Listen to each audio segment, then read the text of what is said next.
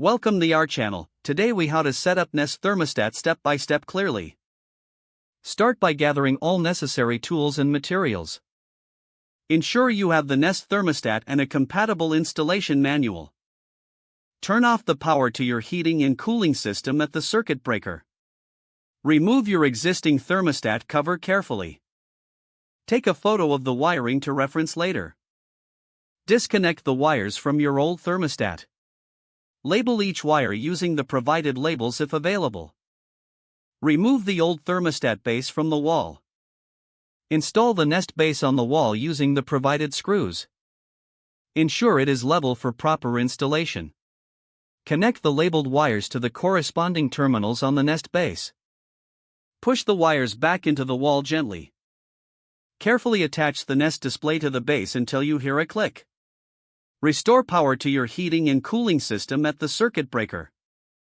Follow the on-screen instructions on the Nest display to set up your thermostat. Select your preferred language and connect to your Wi-Fi network. Enter your zip code to assist with local weather information. Choose your heating and cooling system type when prompted. The Nest will automatically configure itself based on your settings. Finalize your preferences for temperature schedules and energy saving settings. Congratulations, your Nest thermostat is now set up and ready to use.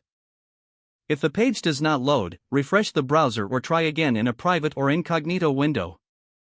Make sure you are using the correct email address, then retype it carefully to avoid small typos. If your password is not accepted, use the reset option and create a new strong password you can remember. Check your spam folder for verification or security emails, then complete any requested confirmation steps.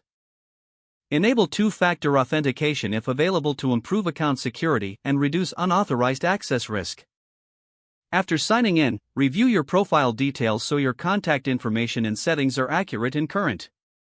If you see an error message, note it down and try again after restarting your device and internet connection. Don't forget to like this video and subscribe to our channel for more step-by-step tech guides.